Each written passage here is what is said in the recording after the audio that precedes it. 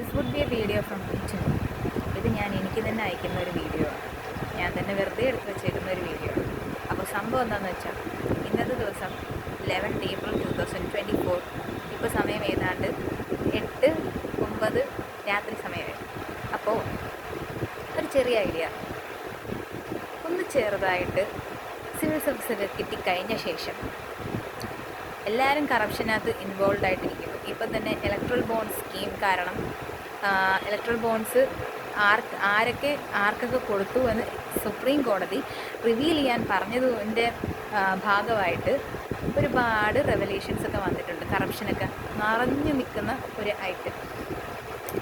Central agencies, അതായത് enforcement directorate, അങ്ങനെ vigilance agencies, enforcement directorate പ്രത്യേകിച്ച് ടാർഗറ്റ് ചെയ്തിരുന്ന ചില ഫേംസൊക്കെ BJPക്ക് ഒരുപാട് ഡൊണേഷൻസ് കൊടുത്തതായിട്ട് ഇലക്ട്രൽ ബോണ്ട്സിൻ്റെ റെവലേഷൻ വഴി അറിഞ്ഞിരുന്നു. അപ്പോൾ ഈ കറപ്ഷൻ ഇങ്ങനെ തിങ്ങി നിൽക്കുന്ന, അതായത് എൻഫോഴ്സ്മെൻറ്റ് ഡയറക്ടറേറ്റ് പോലുള്ള ഏജൻസീസിനെ ഒക്കെ സെൻറ്റർ ഉപയോഗിച്ചുകൊണ്ടിരിക്കുകയാണ്. അപ്പോൾ ഇപ്പം തന്നെ 55% കറപ്ഷൻ വർദ്ധിച്ച് വന്നിട്ടുണ്ടെന്നും പറയുന്നു. അപ്പം എവിടെയും കറപ്ഷനാണ് നിറഞ്ഞു നിൽക്കുന്നത്. എന്നാൽ പിന്നെ ഞാനും ഒരു സിവിൽ സർവീസ് ഓഫീസറായിട്ട് കറപ്ഷൻ നടത്തണം. ഈ കറപ്ഷൻ നടത്തുന്നത് വളരെ വലിയ ടാക്സൊക്കെ ഇവേഡ് ചെയ്ത് പോകുന്ന അങ്ങനത്തെ ഏതെങ്കിലുമൊക്കെ വലിയ ബിസിനസ്സുകാരെയും ഒക്കെ നോട്ടമിട്ട് വെച്ച് ഇതേപോലെ ബ്ലാക്ക് മെയിൽ ചെയ്ത് ഇപ്പോൾ തന്നെ സിവിൽ സർവീസ് കിട്ടിക്കഴിഞ്ഞിട്ട് 5 വർഷമൊക്കെ കഴിയുമ്പോഴത്തേക്കാണ് കറപ്ഷൻ തുടങ്ങുന്നവരുണ്ട്. അങ്ങനെ കറപ്ഷനൊക്കെ തുടങ്ങിയിട്ട് ഓരോ ഫണ്ട്സിൽ നിന്നുമൊക്കെ ക്യാഷൊക്കെ മുക്കിയിട്ട് ഓരോ ചെറിയ പാവപ്പെട്ട അല്ലെങ്കിൽ അർഹരായിട്ടുള്ള എംപ്ലോയ്മെൻ്റ് എന്ന് പറയുന്ന സാധനം ഇല്ലാത്ത, ഇപ്പം അൺഎംപ്ലോയ്മെൻ്റ് ഒരു വളരെ വലിയ ഇഷ്യൂ ആണ്. 27%ഓളം, അതായത് 100-നകത്ത് 27% വോട്ട് ചോദിക്കുന്ന സമയത്ത് ചോദിക്കുന്ന ഒരു ഐറ്റം എംപ്ലോയ്മെൻറ്റിൻ്റെ കാര്യമാണ്. നിങ്ങൾ പറഞ്ഞ അത്രയും എംപ്ലോയ്മെൻറ്റ് ഞങ്ങൾക്ക് തന്നില്ലല്ലോ. അപ്പോൾ എംപ്ലോയ്മെൻറ്റ് ഗ്യാരണ്ടി എന്ന് പറഞ്ഞ സംഭവം നമ്മളുടെ സർക്കാർ കൊണ്ടുവന്നിട്ടില്ല. സെൻട്രൽ ആയാലും സ്റ്റേറ്റ് ആയാലും 2 പേർക്കും തുല്യ പങ്കാളിത്തം ഉണ്ടെന്നാണ് എൻ്റെ അഭിപ്രായം. അപ്പോൾ അങ്ങനെ ഇരിക്കുന്ന സമയത്ത് ഇങ്ങനെ ഒരുപാട് ക്യാഷൊക്കെ മേടിച്ചിട്ട് ഓരോരുത്തരെ വേണ്ടുന്ന, ചിലപ്പോൾ എവിടെയെങ്കിലും ക്ലീൻ ചെയ്യാനായിരിക്കും, അതായത് നമ്മുടെ സർക്കാർ എന്തൊക്കെ കാര്യങ്ങൾ ക്ലീൻ ചെയ്യുന്നില്ലയോ, അല്ലെങ്കിൽ സ്കിൽഡായിട്ടല്ലാത്ത വർക്കേഴ്സ് ആണെങ്കിൽ ക്ലീനിങ്, അതുപോലത്തെ അൺസ്കിൽഡ് ആയിട്ടുള്ള ഐറ്റംസ് ഒക്കെ ചെയ്യിപ്പിച്ച് അവർ എവിടെയൊക്കെ അത് ചെയ്യുന്നു അതവർ ഫ്രീ ആയിട്ട് ചെയ്യേണ്ട, അവർക്ക് ഞാൻ സാലറി കൊടുക്കും എന്ന രീതിയിൽ ഒക്കെ പോയാലോ എന്നാണ് എൻ്റെ ഇപ്പോഴത്തെ ചിന്താഗതി. So that's what I am thinking about. But do I need to tell this in English?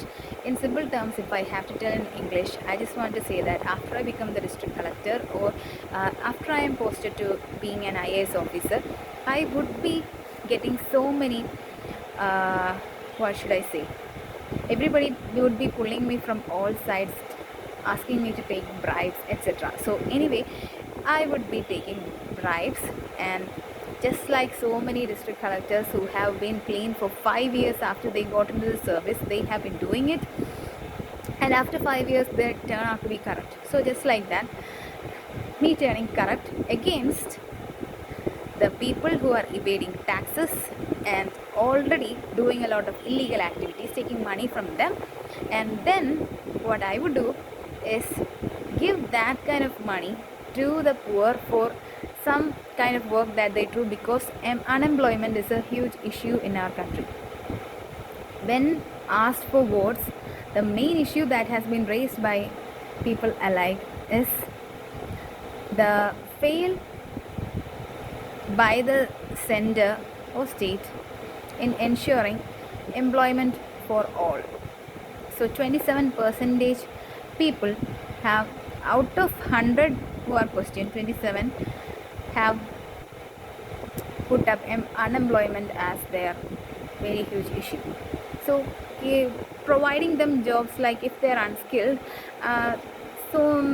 some kind of jobs like sweeping or cleaning some places, which already the government has not been doing, and places like that, and many other small kind of jobs could be, I mean, I could ask these people to do all these kinds of jobs, and from the corrupt money that I have earned, I could actually provide them their wages, which ensures employment. It seems like corruption is a very huge phenomena in our country, and just by going straight way, you cannot actually pull out the roots of corruption from the country. Some other steps needs to be done, and it is kind of like adjusting to the situation, creating your own kind of clan so that they would actually prosper.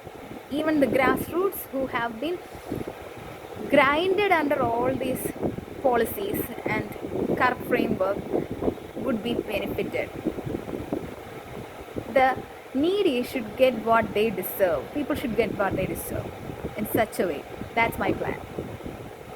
That's what I want to say in this vlog. I don't know if anybody else would be saying this. Anyway, I would be saying this in the future.